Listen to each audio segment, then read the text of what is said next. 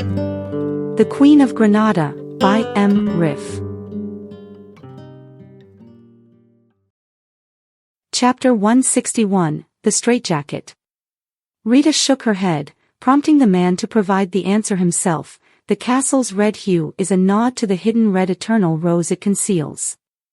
Several centuries ago, when the castle was surrounded by enemy forces, the Sultan chose to surrender. Otherwise, the castle would be left in ruins and the secret of the eternal rose would be revealed. Leaning across the table towards Rita, he added, "Now you know the secret. I'm asking you in a friendly way to give me the codebook. Otherwise, my men may resort to some pretty unpleasant means."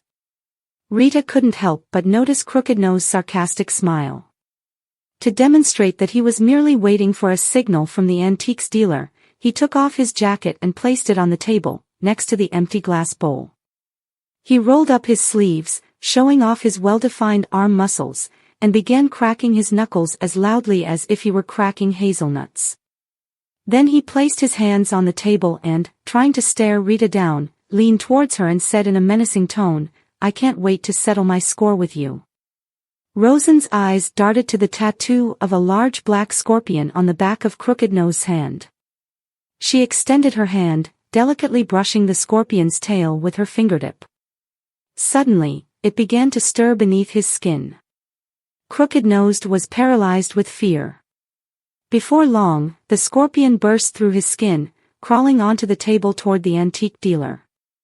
Terrified, the man grabbed his cane, extending it across the table in an attempt to push the scorpion away. Rosen fixed a piercing gaze on the antique dealer and uttered firmly, "Stay put." The man stiffened like a statue, as if instantly stricken with rigor mortis. The only signs of life he showed were sparse eye movements and blinking. Rita was aware that Rosen had locked up the man in the infamous straitjacket. In one hand, he held the pipe, and in the other, his cane stretched across the table. As the scorpion started using the cane like a bridge to approach the man, he could only watch it with fear in his eyes. The scorpion reached the handle, crawled over his hand and arm, making its way up to his neck. It seemed, for a moment, like the scorpion would end the man's misery with a single deadly sting to his throat. However, it continued to crawl up behind his neck and disappeared through the collar down his back.